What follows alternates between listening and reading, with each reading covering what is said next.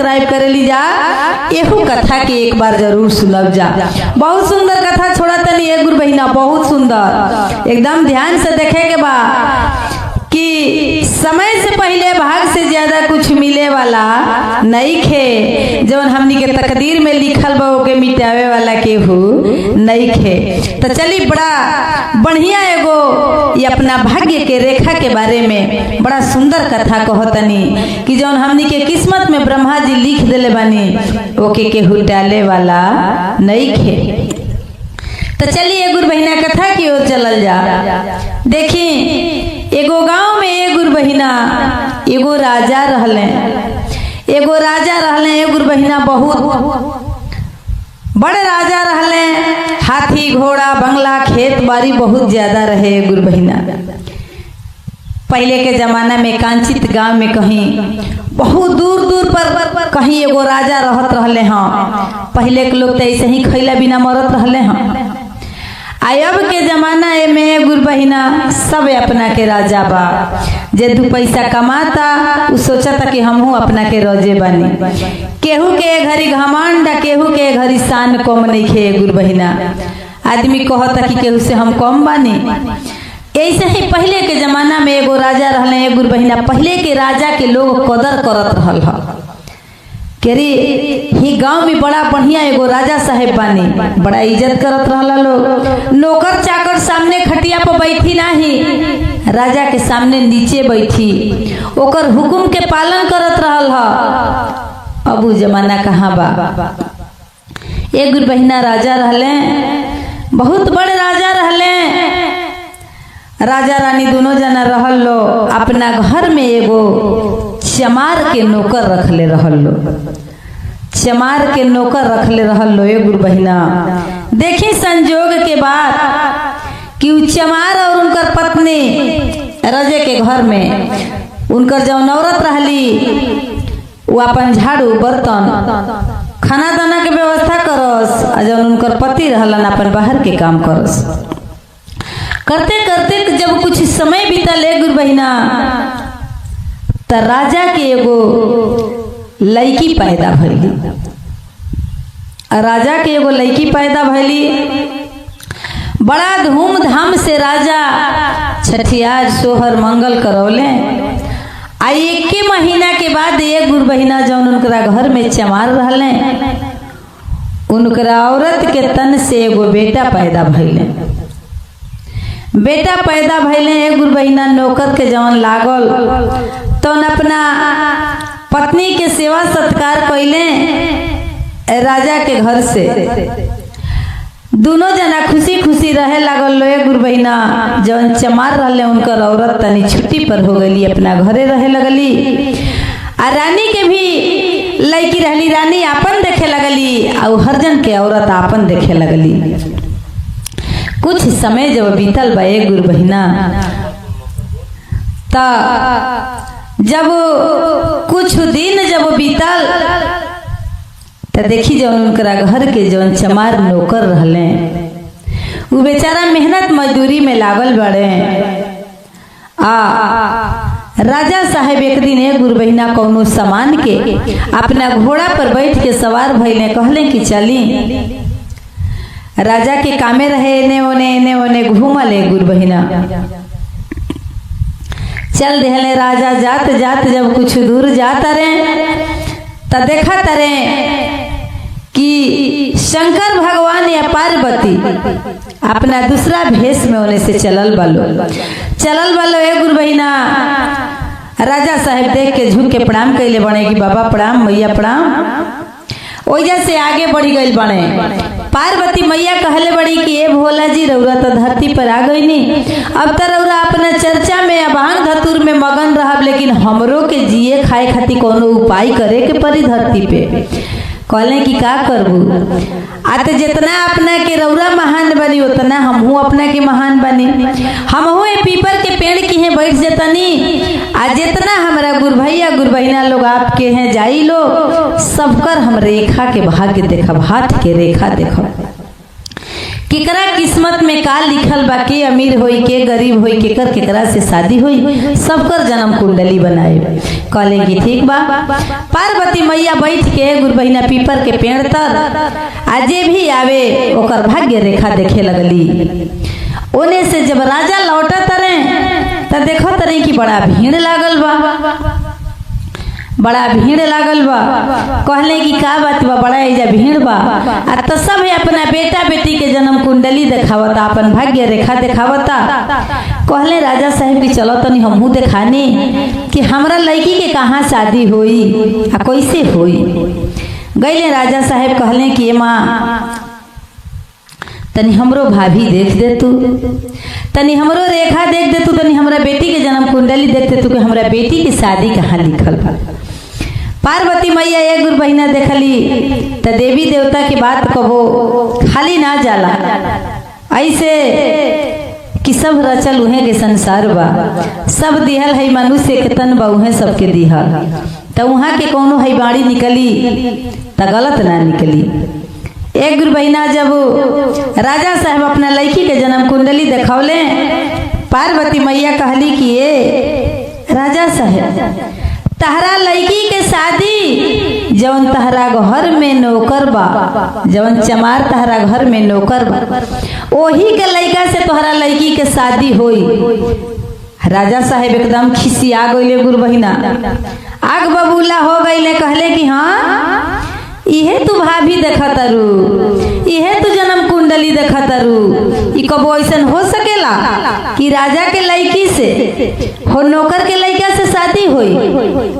सरासर गलत बात हर बात। आदमी के चुतिया बनौले बड़ू ढोट कमंडल बांध के चलाई जैसे बोरिया बिस्तर उठावा जाए, जैसे ई संभव हो सकेला कबो कि राजा के लड़की के नौकर के लड़का से शादी हुई। कहली कि हमार जबान कबो खाली ना जाए जा। एक गुरु बहिना जब कुछ दूर पर राजा गईले तो ये बात के सोचे लगले। कहले कि ये भाई काज नहीं बात जाके आगे सच हो जाए। जौन चमार बा वो हमरे घर में रहत बेचारा, ओकर लइका बा, लइका आई हो सकेला हमरा लड़की से संबंध हो जाओ, कहने हमार लड़की ओकरे से शादी करे। ये बात सही बा कि गलत बा, काये में बात बा। एक गुरु बहिना इहे चिंता सतावे लागल। भर रास्ता राजा साहब सोचते चल गईले घरे खाना वाना खा के सुतले, मन में ख्याल आई कि रही वासना बाजी बसुड़ी, अगर जो ये चमार के लइका जिंदा रही तो हमरा खातिर दुश्मन बन जाई। एकरा के रास्ता से हटावे के परी। कैसे रास्ता से हटावे के परी? ए गुरु बहिना तहिया वो नौकर अपने लइकों के लेके आई रहले। राजा साहब कहले कि ये नौकर अपना लइका के आज हमरा संगे जाए गंगा स्नान करे। कहले कि ठीक बा महाराज राउर आज्ञा। राजा साहेब वो नौकर के लइका के घोड़ा पर बैठा लेने। कहले कि चला बाबू गंगा स्नान दे चल जा। चल देहल लो राजा साहेब वो चमार के लइका ता गंगा स्नाने गई लो। गुरु बहिना ता कहत रे राजा साहेब कि चला बाबू नहा लिहल जा, कपड़ा खोला। कहले उ लइका कि ए राजा साहेब अपन कपड़ा खोल दी, जाई रउरा पहले नहाए, हम सामान अगोरत तनी परे पारी न चलल जाई नहाए। कहले कि नहीं संग ही चले के। एक गुरु बहिना उ नौकर के जवन लइका रहले कपड़ा खोल दिहले। कहले कि राजा साहब रउरो कपड़ा खोलनी आता नहीं, हम कपड़ा पहनल ही नहाए। एक गुरु बहिना कमर में तलवार खोसले रहले, लइका के लेके गंगा जी में ढुक गईले। गंगा जी में ढुक गईले। एक गुरु बहिना आदमी के नजर गलत हो सकेला, आदमी हत्यार हो सकेला, लेकिन देवी देवता सबका नजर में महान बा। देवी देवता सबके एक समान देखेला। एक गुरु बहिना हमनी के अंदर भले कुछ भी बा, लेकिन गंगा मैया शंकर भगवान जे भी देवी देवता बा सबका बारे में सोचेला। एक गुरु बहिना गंगा मैया सब देखत रही, और पापी लोग धर्मी लोग जाके गंगा जी के पानी से अपन पाप धोता, तो साक्षात पाप करे गइल बने गंगा जी में। एक गुरु बहिना तलवार निकालत रे लइका के अंदर ले जाके गंगा मैया सब देखा तरी कहले बने कि बुड़किया मारा बाबू। जे ही लइका बुड़किया मारे के कहले बने एक गुरु बहिना राजा साहेब तलवार चलावे लागल बने। एगो तलवार चलावले, दूगो तलवार चलावले, तीन गो तलवार चलावले। गंगा मैया आके अपना गोद में ले ली। निशान पर गईले गुरु बहिना गर्दन पे, गंगा मैया अपना गोद में ले ली। आ राजा साहेब तीन गो तलवार चला के आ वो नौकर के लइका के ठेल दिहले। लाश दहे लगले गुरु बहिना। बेचारा लइका तो जिंदा रहले, लइका जिंदा रहले, ढकेल दिहले। गंगा मैया के देखी महिमा अपरंपार बा। गंगा मैया अपना गोद में ले लिहली। धीरे धीरे लइका दोहे लगले, दहत दहत दहत दहत जाता रहे। जब वो पार नौकर के लइका चल गए बने एक गुरु बहिना, तो देखी संजोग के बाद आदमी कहेला कि खोजी के राम भेटाले। अगर जो जकरा के राम ना मरिहे ओके केहू मारे वाला नहीं खे। लइका दहत दहत चल गई ने। संजोग की बात की वो घाट पर वो पार एगो औरी राजा रानी आई रहे लो गंगा स्नान करे। गंगा स्नान करत लो तो ले रानी के नजर पर लो लइका पर थोड़ा थोड़ा हाथ लौके एक गुरु बहिना हाथ डुलावत कहली कि राजा साहेब देखी ना एगो लइका के लागो तक कि लाश से आवता, लेकिन लइका अभी जिंदा बा। कहले कि पागल हो, गंगा जी में केहू जिंदा लइका फेंकी, लेकिन एक गुरु बहिना हथवा डोलत रहे। कहली रानी की ए राजा साहेब एक बार देख लिया में का बा, देखी हो लइका के हाथ हिलता। एक गुरु बहिना जाके लइका किनारा लगले। राजा साहेब अभी जाता रहे कि लइका के पकड़ी, लेकिन गंगा जी के पानी जाना था नहीं गुरु बहिना। राजा डरे अंदर ना जास, कहस के अभी लइका के शरीर उतना लम्बा लौकता, कैसे गंगा जी में हम डूबी। आए ने लइका एक गुरु बहिना गंगा मैया से गुहार करत तरन कि हे गंगा मैया। लइका तो बचले बने, लेकिन गंगा मैया से वो हार करत रहे कि हे गंगा मैया है हमार नैया पार उतारी, हमार जान बकस दी है मैया। रौरा दरबार में ये अनर्थ ना हो सकेला कबो। तो देखिए गुरु बहिना उ लइका रोवत रहे आ गंगा मैया से कहत रहे कि हे गंगा मैया हमके पार उतार दी। रौरा के चुनरी या पीठा चढ़ाई हे गंगा मैया, बतासा या चाना चढ़ाई हे गंगा मैया, हमके पार उतार दी। रोवत रहे गंगा मैया से कहत रहे गुरु बहिना। कैसे कहत रहे, बड़ा सुंदर गाना के भाव लागल कि अरे तोहके चढ़ैबा गंगा मैया पीठवा चुनरिया कि गंगा हो मैया ना, कि तोहके चढ़ैबा मैया पीठवा चुनरिया कि गंगा हो मैया ना। तो हमके ठेली के कई दपरवा कि बोझल नैया कई दपरवा की गंगा हो मैया ना। कहत रे के गंगा मैया हमके ठेल के पार को दी, हई बोझल नैया पार को दी है गंगा मैया। कहत रे कि तोहके चढ़ैबा मैया चानवा बतासवा की गंगा हो मैया ना। तो हमर नैया कई दपरवा की गंगा हो मैया ना। एक गुरु बहिना गंगा मैया के दया लागल, कहले कि सब है अपना प्राण के भिक्षा मांगेला। जैसे ही लइका अपना प्राण के भिक्षा मांगता, ओकरा पर स्वयं गंगा मैया अपन दर्शन दिले बड़ी। एक गुरु बहिना पार ले जाके किनारा पे गंगा मैया लगा लेली।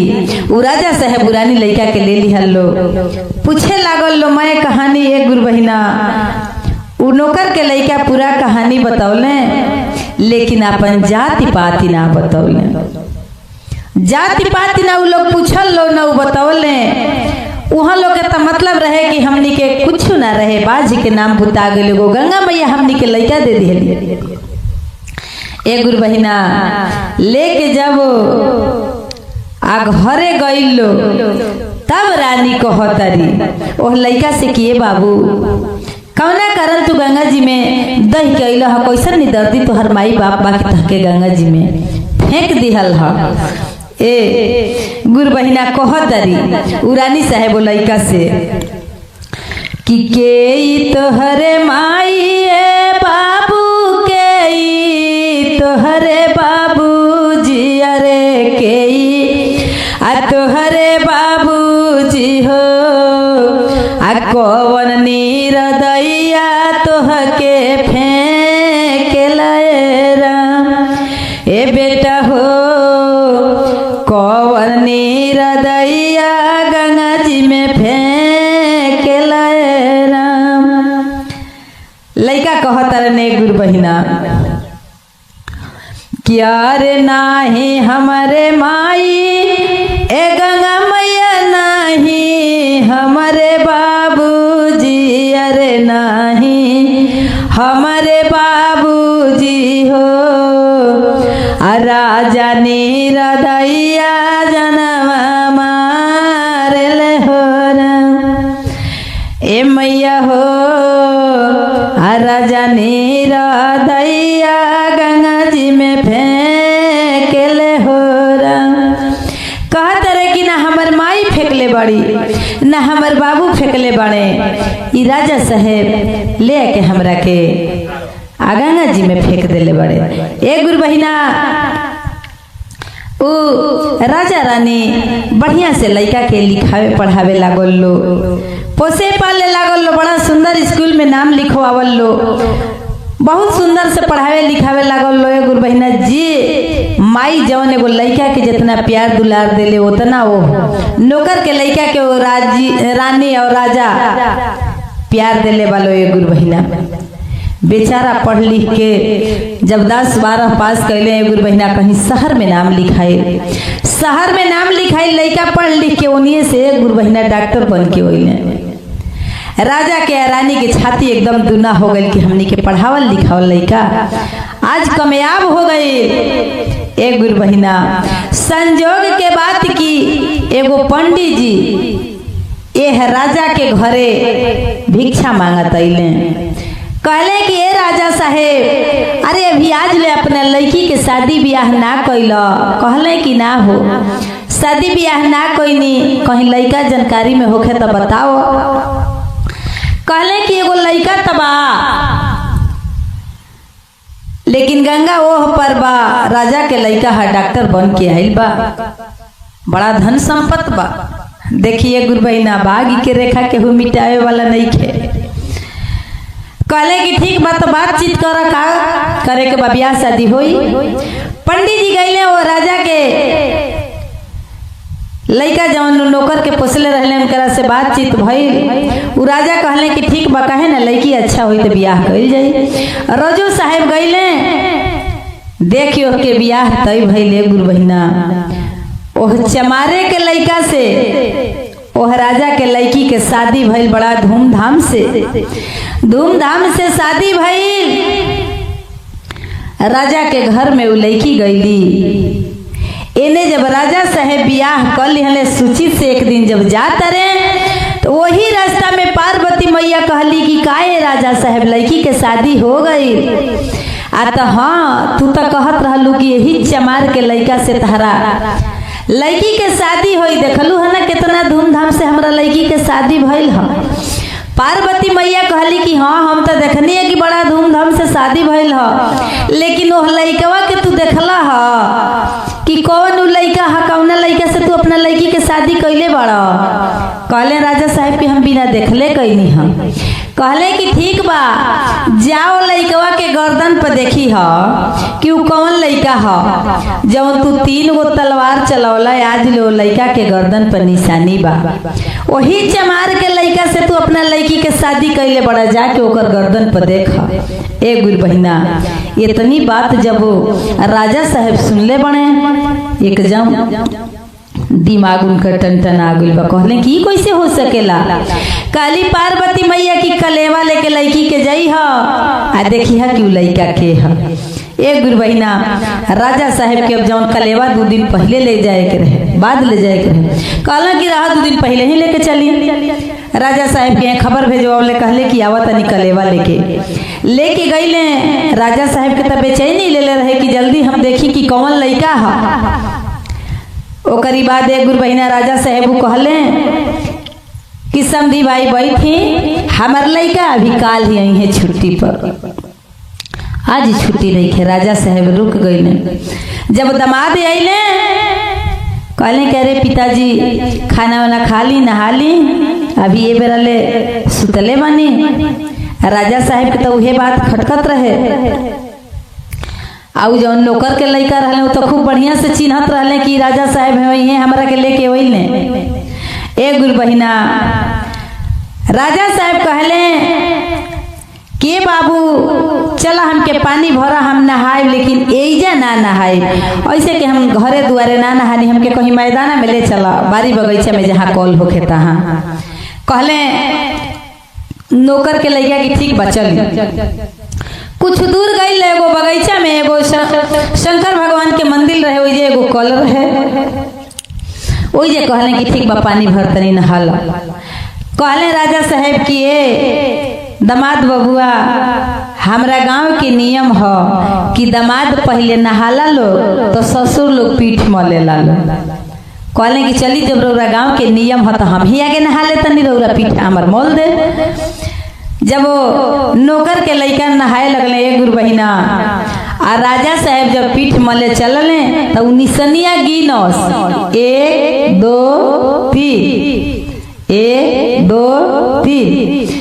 कहसु नौकर के लड़का कि पिताजी का कुछ कहत निका ना हो आई तो अपन गिन सकस। ओकरी बाद एक गुरु बहिना राजा साहब रोवे लगले। कहले कि सही बात बा, भाग से समय से पहले और भाग से ज्यादा कुछ मिले वाला नहीं खे, ब्रह्मा के लिखल के हु मिटावे वाला नहीं खे। यह बात सोचत रहे। नौकर कहत रहे कि राजा साहब रोवत निकार रौरा त ना हो, रोवत नहीं खे। ओकरी बात कहले कि चली अब तो हम नहा लेनी, अब आप नहानी। कहले कि हम ना नहाए, हमरा ए बेर नहाए के मन नहीं खे करत, अब हम घरे जाए। अइले एक गुरु बहिना ओइजा से अपन बोरिया बिस्तर उठौले, अइले अपना घरे द्वार पर बैठल बने। रानी कहली कि अरे काहे इतना मन मार के बैठल बनी, का बात बा? का हम बताएं कि का बात बा? आखिर में काहे इतना नर्वस बानी, कबो इतना नर्वस ना रहनी, का बात बा? जवन आदमी कहेला कि जवना के डर रहे उहे भइल। आखिर में वही चमार के लड़का से हमरा लड़की के शादी भइल। ओकरा के हमारे खातिर गंगा जी में ले गई, लेकिन वो कैसे बच के चल गई लोह पार। आ ओहू पार एगो रोजे पोसलन, वही के पंडित जी हाथ ले अइले, हमनी के शादी कर दिहनी जा। अब हमके पता चलल है, फिर जौन जन्म कुंडली देखेली उहे बतौली है कि जाके पता कर। तो सही बात बा, 3 गो तलवार चलौले बनी, गर्दन पर निशान बा। उहे चमार के लड़का ए बेरा डॉक्टर बनल बने, और नहीं से हमनी के लड़की के शादी भइल बा। काली रानी की चली तो कौनो बात नहीं, जब वही से लिखा के आई रहे हमनी के लड़की, तो समय के टलला से टले वाला नहीं खे। जब ब्रह्मा जी लिखले रही है तवने हुई। तो एक गुरु बहिना समय से पहले भाग से ज्यादा कुछ मिले वाला नहीं खे। आज जौन हमनी के किस्मत में लिखा रही एकदम गोलिया के घोरिया के ओइजा ले आके आ रखी। तो विधि करे चतुराई कोटि करे चतुराई, विधि के लिखल मेट न जाई। के कितनो चतुर होई, कितनो चतुराई करी, लेकिन जौन विधि के लिखल विधान रही ओके केहू टाले वाला नहीं खे। एक बार प्रेम से